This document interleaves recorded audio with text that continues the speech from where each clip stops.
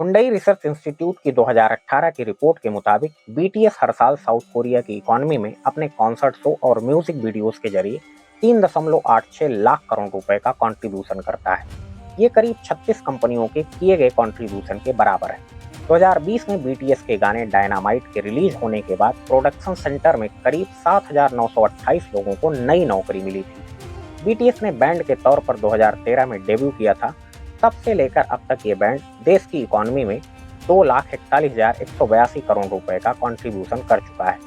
BTS के craze की वजह से न सिर्फ इकोनॉमी में उछाल आया है, बल्कि कोरियाई भाषा की पढ़ाई की कोर्सेज भी तेजी से बिक रहे हैं। पूरी दुनिया की नज़र कोरियाई टीवी शोज, फैशन और ट्रेडिशनल खाने पर भी बनाई हुई। स्टेसी वानेक स्मिथ की रिपोर्ट के मुताबिक बीटीएस हर साल करीब $5 अरब यानी 41,173 करोड़ रुपए का कंट्रीब्यूशन कर रहा है। इस वजह से कई एक्सपर्ट्स इनके आर्मी ज्वाइन करने का विरोध कर रहे हैं, क्योंकि इससे साउथ कोरिया की इकोनॉमी और टूरिज्म पर बहुत ही अधिक नकारात्मक प्रभाव पड़ेगा। साथियों, ये सिंगर सिर्फ कोरियन भाषा में ही गाने गाते हैं। इसके बावजूद भी बीटीएस के फॉलोअर्स उन देशों में हैं जहां कोरियन बोली तक नहीं जाती है। दोस्तों, दुनिया में सबसे ज़्यादा बोली जाने वाली भाषाओं में कोरियन 13वें स्थान पर है। इफ यू बर मी गाने में बीटीएस ने एक ऐसी लड़की की कहानी सुनाई थी जिसकी आंखों की रोशनी चली गई थी। इस म्यूजिक वीडियो में इस लड़की की भावनाओं को अगर तुम मेरी जगह होते के नैरेटिव से दिखाया गया है। इनके बीट्स इतने कैची होते हैं कि एक बार सुनने के बाद किसी को भी याद हो सकते हैं। बीटीएस के फैंस नहीं हैं दोस्तों, आर्मी है आर्मी, जिन्हें बीटीएस आर्मी कहा जाता है। नमस्कार दोस्तों, एक्सेल एकेडमी पर आप सभी का स्वागत है। साथियों, साउथ कोरिया के पॉपुलर म्यूजिक बैंड बीटीएस के 10 साल पूरे हो चुके हैं। इस खास मौके पर 9 जून को बीटीएस ने नया सिंगल गाना टेक 2 रिलीज किया है। ये गाना रिलीज के चंद दिनों बाद ही 20 जून को बिलबोर्ड ग्लोबल 200 में टॉप पर आ चुका है। ऐसा करते हुए बीटीएस ने एक नया रिकॉर्ड अपने नाम कर लिया है। पॉप म्यूजिक बैंड बीटीएस के गानों के फैंस पूरी दुनिया भर में हैं। दोस्तों, बीटीएस का पूरा नाम है बुलेट प्रूफ बॉय स्काउट्स।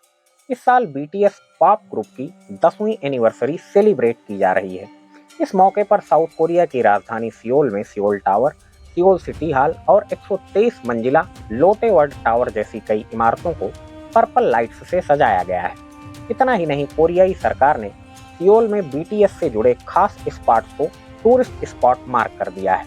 ये दोस्तों वो जगहें हैं जहां बीटीएस ग्रुप ने म्यूजिक वीडियो रिकॉर्ड किए हुए हैं या फिर वहां पर परफॉर्म किया है। टूरिज्म को बढ़ावा देने के लिए ये कदम उठाया गया है।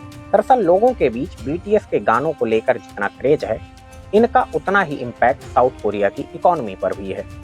बीटीएस दुनिया भर में इतना पॉपुलर क्यों है, इनका देश की इकोनॉमी में कितना कंट्रीब्यूशन है और इन सिंगर्स के बैंड से अलग होकर मिलिट्री सर्विस ज्वाइन करने से साउथ कोरिया की इकोनॉमी पर कितना असर पड़ेगा, आइए जानते हैं आज की इस वीडियो में। दोस्तों, 2022 से बीटीएस ने बैंड के तौर पर परफॉर्म नहीं किया है। ये सिंगर्स जल्द ही साउथ कोरिया में मिलिट्री में कंपलसरी सर्विस देने के लिए बैंड से अलग हो जाएंगे, क्योंकि साउथ कोरिया में 18 से 35 साल की उम्र के बीच शारीरिक तौर पर फिट हर आदमी को मिलिट्री में 18 से 21 महीने की सर्विस देना जरूरी है।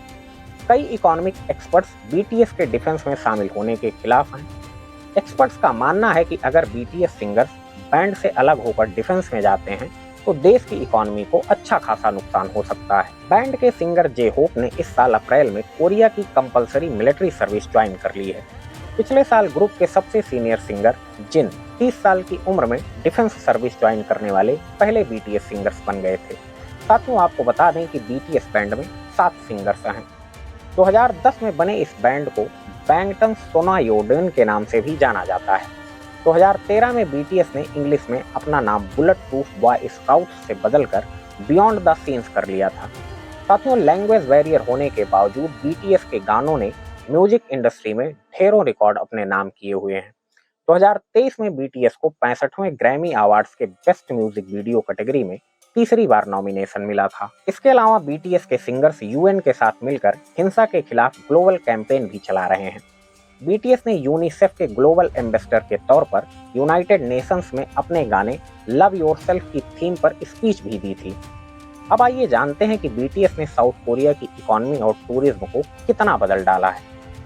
दोस्तों, हुंडई रिसर्च इंस्टीट्यूट की 2018 की रिपोर्ट के मुताबिक बीटीएस हर साल साउथ कोरिया की इकोनॉमी में अपने कॉन्सर्ट शो और म्यूजिक वीडियोस के जरिए 3.86 लाख करोड़ रुपए का कंट्रीब्यूशन करता है।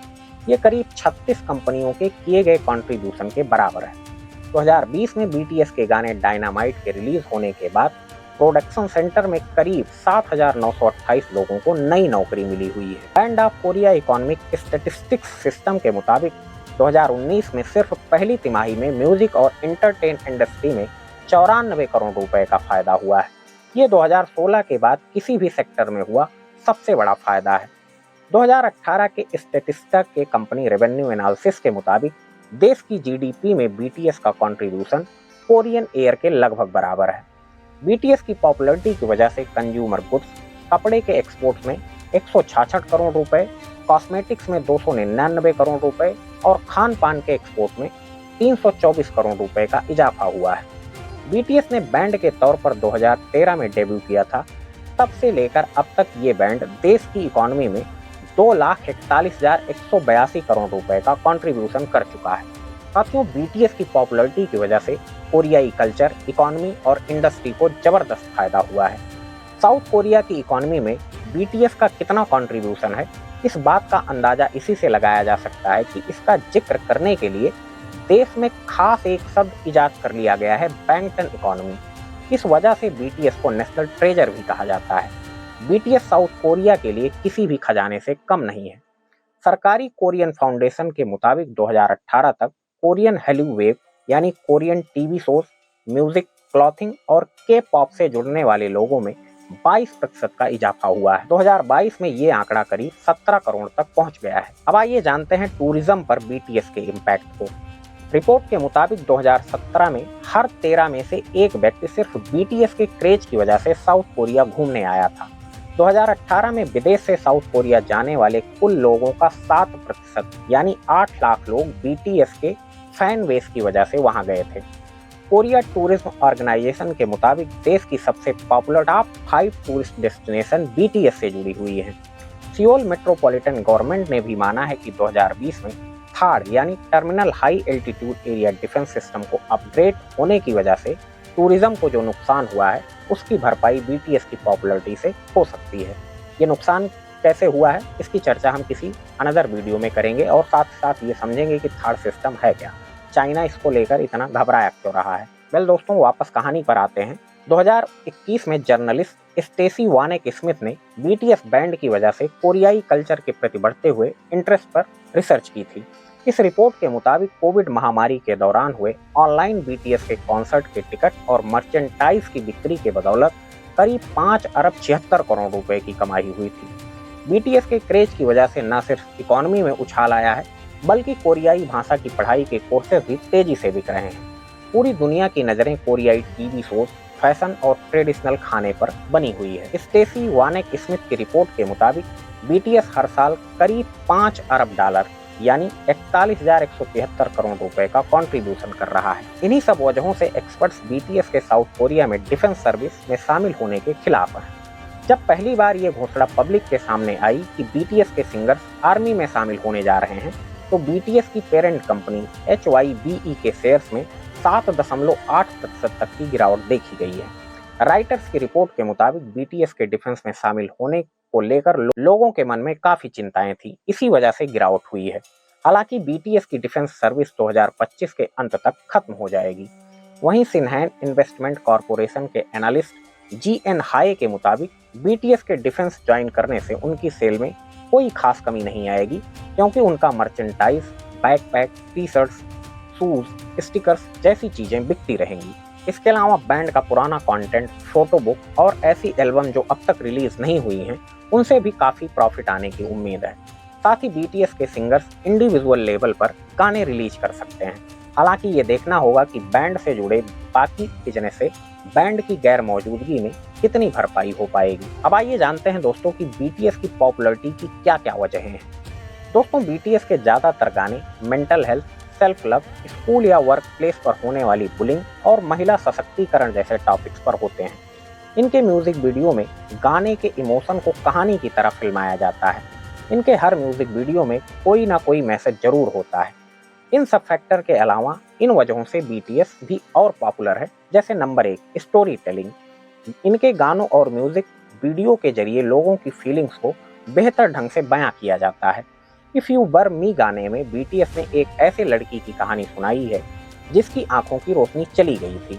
इस म्यूजिक वीडियो में इस लड़की की भावनाओं को अगर तुम मेरी जगह होते इस वाले नैरेटिव से दिखाया गया है। दूसरा कारण है कि गानों में कैची रैप का इस्तेमाल। दोस्तों, बैंड गानों में कई तरह के रैप साउंड और बीट्स का इस्तेमाल करता है। ये बीट्स इतने कैची होते हैं कि एक बार सुनने के बाद ही किसी को भी याद हो सकते हैं। बीटीएस के गाने स्मूथ लाइक बटर के म्यूजिक वीडियो पर 24 घंटे के अंदर 13 करोड़ व्यूज आए थे। तीसरा कारण है दोस्तों, कॉस्ट्यूम और कलर सिलेक्शन। बीटीएस अपने हर म्यूजिक वीडियो में विजुअल स्टोरी बनाता है। गाने की आइडिया के हिसाब से बीटीएस खास तौर पर ग्राफिक, कलर इफेक्ट, मेकअप और आउटफिट तय करते हैं। इनके अलावा इन सिंगर्स का चार्म और इनकी पर्सनालिटी तथा इनका फैशन सेंस भी इन्हें औरों से अलग बनाता है। चौथा कारण है दोस्तों, बीटीएस के सिंगर्स अपने वीडियोस में गाने के अलावा एक्टिंग और डांस भी करते हैं। ये सिंगर्स इंग्लिश, जापानी, रशियन, स्वीडिश जैसी कई भाषाओं में अपने फैंस से बातचीत करते हैं। साथियों, ये सिंगर्स सिर्फ कोरियन भाषा में ही गाने गाते हैं। इसके बावजूद भी बीटीएस के फॉलोअर्स उन देशों में हैं जहां कोरियन बोली तक नहीं जाती है। साथियों, दुनिया में सबसे ज्यादा बोली जाने वाली भाषाओं में कोरियन 13वें स्थान पर है। इसके बावजूद भी Philippines, Indonesia, Brazil, Vietnam, Thailand, Malaysia, America और भारत जैसे देशों में बीटीएस के सबसे ज्यादा फैंस हैं। दोस्तों, ये सिर्फ फैंस नहीं है, आर्मी है, आर्मी। हमारे प्यारे भारत में भी बीटीएस आर्मी काफी एक्टिव रहती है। साथियों, साउथ कोरिया में ब्लैक पिंक जैसे और भी के पॉप म्यूजिक बैंड हैं जिनके लाखों फैंस हैं, लेकिन बीटीएस आर्मी सबसे ज्यादा खास है। दरअसल बीटीएस सिंगर्स अपने फैंस से पर्सनली मिलते हैं और उनकी परवाह करते हैं और उनसे काफी कनेक्टेड रहते हैं। बदले में आर्मी बीटीएस के लिए भी कुछ भी करने के लिए तैयार रहती है। बीटीएस आर्मी सिर्फ एक फैन ग्रुप होने से कहीं अधिक, ये हर देश में एक कम्युनिटी की तरह काम करते हैं। लगभग हर देश में बीटीएस आर्मी सरकार के साथ चैरिटी प्रोग्राम से जुड़ी हुई है। इसके अलावा आर्मी ने समय समय पर फ्लैश मॉब्स, स्पेशल स्क्रीनिंग में बीटीएस मेंबर्स को कई बार एयरपोर्ट पर भीड़ में फंसने से भी बचाया है। सोशल मीडिया पर कई लोगों ने बीटीएस के गानों के जरिए मुश्किल समय में खुद को संभालने की कहानियां भी शेयर की हैं। हालांकि कई बार फैंस ने बीटीएस के करीब जाने के लिए हदें भी पार की हैं। जैसे जापान में कॉन्सर्ट के दौरान बीटीएस ने हिज होटल में रूम लिया था। उसी होटल में उनके एक फैंस ने भी कमरा लिया। होटल की कॉरिडोर की शूटिंग के दौरान उनके रूम में घुसने की कोशिश की गई और एक बार आर्मी से जुड़े लोगों ने उस फ्लाइट की सभी सीटें ही बुक करवा ली जिसमें बीटीएस के सिंगर्स ट्रेवल कर रहे थे। ये लोग हुडी और मास्क पहनकर फ्लाइट में बैठे और प्लेन की लैंडिंग होते हुए सामान छोड़कर सिंगर्स का पीछा कर लिया। इसी कड़ी में 42 साल के कार्ल कोइड भी हैं जिन्होंने करीब 2 लाख रुपए खर्च करके अपने शरीर पर बीटीएस के 32 टैटू कराए। बाद में सिंगर के कहने पर इन्होंने ये सारे टैटू हटवा दिए।